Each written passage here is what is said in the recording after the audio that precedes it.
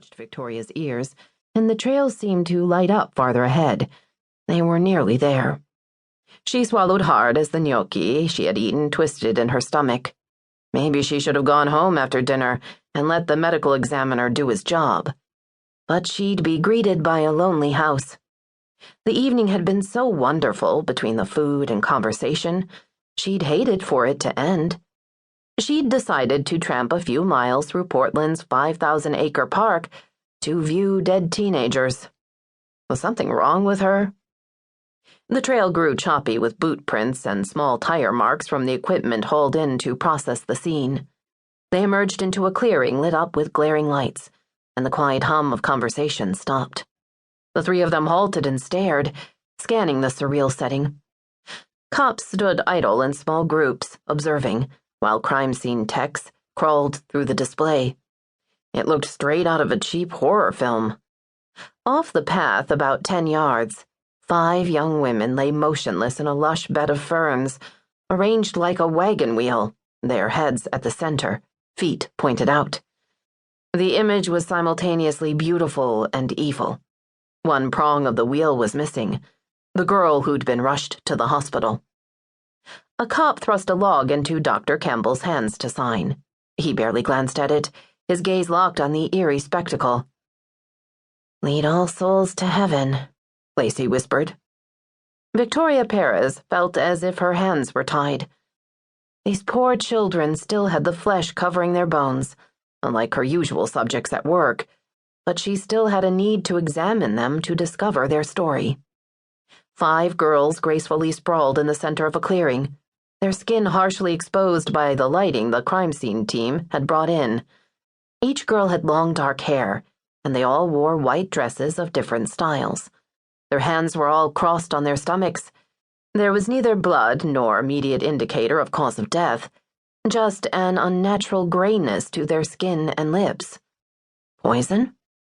The girls looked asleep. No kiss would wake them.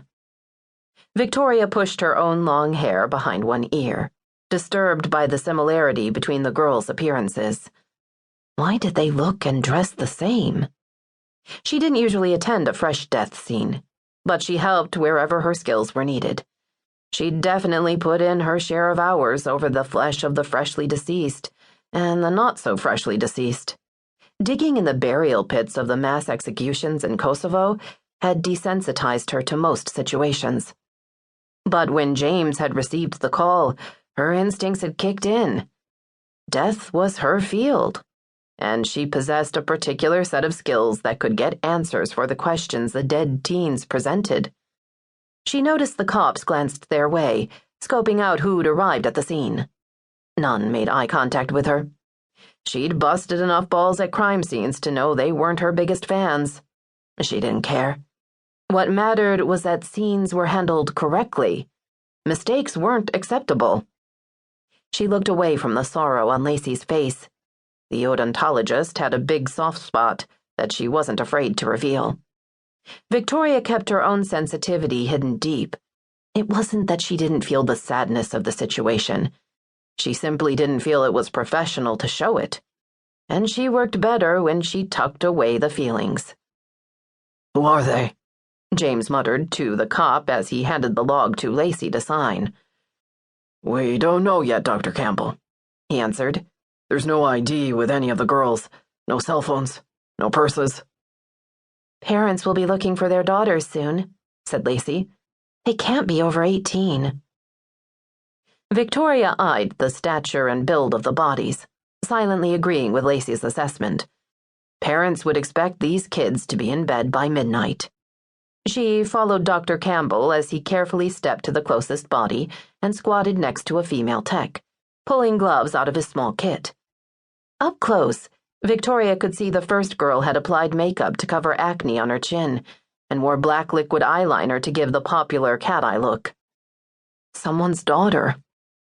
Dr. Campbell bent the girl's arm. "Rigor has started. Not fully set yet. Can you roll her onto her side for me, Sarah?" he asked the middle-aged woman, who nodded and gently shifted the dead girl onto her side.